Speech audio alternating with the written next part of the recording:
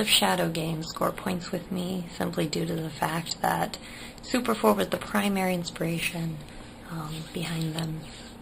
And though they may stray from the traditional Castlevania storyline, it's such an interesting take.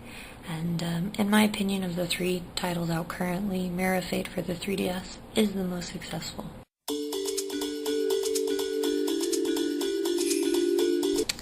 I still pop this one in from time to time, and though its story may not be considered Castlevania canon, it's plenty Castlevania. Enough for me.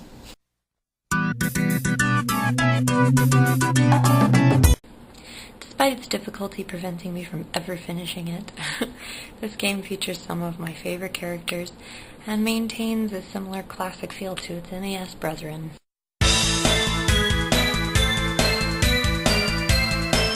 I find this entry to be the most original in the sort of newer generation Castlevania games. I mean, the main character, she's stunningly beautiful and kind of a badass, and I know she looks so sorrowful. Well, the story is very tragic, but it's beautifully tragic. So yeah, really, really worth playing through.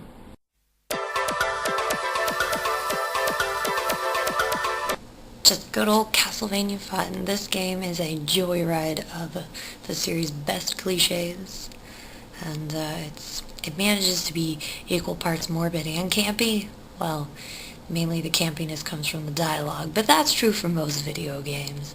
The graphics are clean and dripping with true Castlevania style. I talked about this one in my coolest abilities video, and those crazy awesome abilities I mentioned are kind of why I had to guarantee a spot on this list. However, it's not perfect, especially the sequel. Storyline for a Castlevania game, it's a little bizarre, but compared to what the Lords of Shadow games are trying to do with the story, yeah, it's not perfect, but damn is it fun! This game's reception was underwhelming, but I could care less. I love this game. It's fun, and it looks great for a Castlevania 3D game, and I know 3D and Castlevania doesn't always go well together, but it really does. It looks great, and even if I wound up not liking the game, the artwork is stunning. I would at least love it for that. I mean, look at this game case.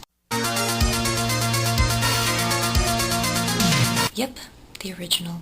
The one that started it all. Now, despite the insane frustration I associate with this game, joined with Resident Evil to help to make a monster out of me and my creepy gaming addiction. This is what I like to call a go-to Castlevania game. Well, a go-to DS game in general. You know, say you're in a long car ride and you're not the one driving. It's great. For me, it's also kind of the Resident Evil 0 of Castlevanias, but that's purely in terms of how the player must utilize switching between characters to unlock puzzles and such. Charlotte's voice may get my craw now and then, but I remain intrigued by her character. Overall, the story also may seem a teeny bit of a throwaway, much like Dawn and Aria of Sorrow, but it's Castlevania-esque all the same, and I really quite like it. Plus, Eric Lucard is in it. This game just has a great flow, and the colors of the graphics and the cinematics, everything just pops. Now, while painting jumping may seem a bit of a video game cliche, I feel like this title puts a little Castlevania spin on it, and kind of serves as the game's best feature. But yeah, so...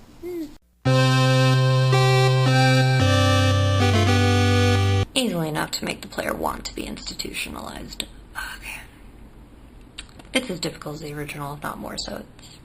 It's pretty relentless. But that being said, it introduced great and influential characters that we continuously see throughout the series now.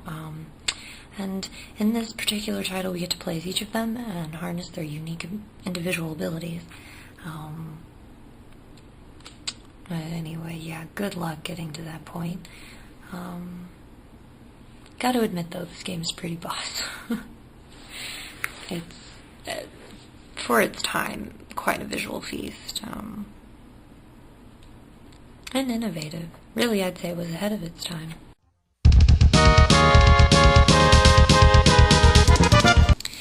This is one of my favorites. Obviously, it's in the top 3.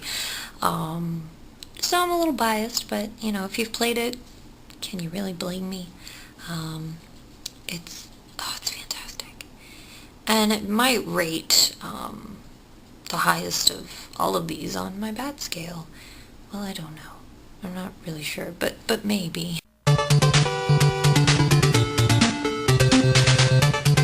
SNES, baby. I adore this game. Really can't get enough of it. I did kind of name it my all-time favorite SNES game. For a good, clear-cut reason. It was a really close race to the finish for this list, and, but I guess part of me also figured, like, I can't give it everything, you know, I can't give it the top spot for everything. I guess I could. I mean, it has nearly everything I love and everything I could ever want out of this genre. But it's still number 2.